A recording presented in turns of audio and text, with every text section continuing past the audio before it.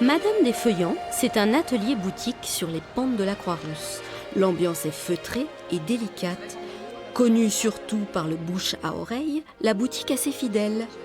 En quelques secondes à peine, Pauline, cliente assidue et collectionneuse, s'est décidée pour ses émaux du 19e. Toutes ces paires de boucles d'oreilles qui ont une histoire, quand j'aurai des enfants et peut-être des filles, je pourrais leur transmettre aussi cette histoire, cet objet avec tout ce qu'il y a derrière. Et c'est important dans une société comme la nôtre qui fonctionne beaucoup à l'achat compulsif. On est dans une société de consommation et où tout est produit en série. Et là, c'est vrai que c'est des pièces uniques, donc ça a beaucoup de valeur. Ces bijoux sont créés, ou plutôt transformés par Madame des Feuillants, à partir de boutons, boucles de ceinture, ornements de corsage ou même piques à chapeau, chinés chez des antiquaires ou dénichés au fond d'un tiroir.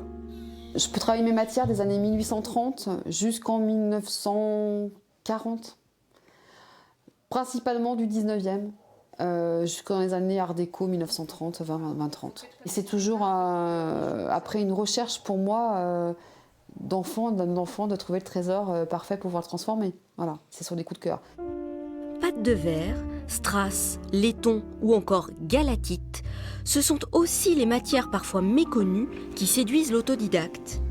Et si Madame des Feuillants travaille selon les techniques artisanales de la bijouterie, l'approche est très différente. En bijouterie, vous partez plutôt quand même d'un bijou que vous allez construire peut-être à partir d'un papier, faire un dessin, un croquis et de monter ce bijou.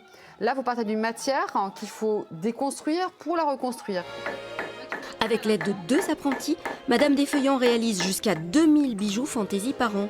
Du recyclage chic, des créations pleines d'esprit pour les élégantes du 21e siècle.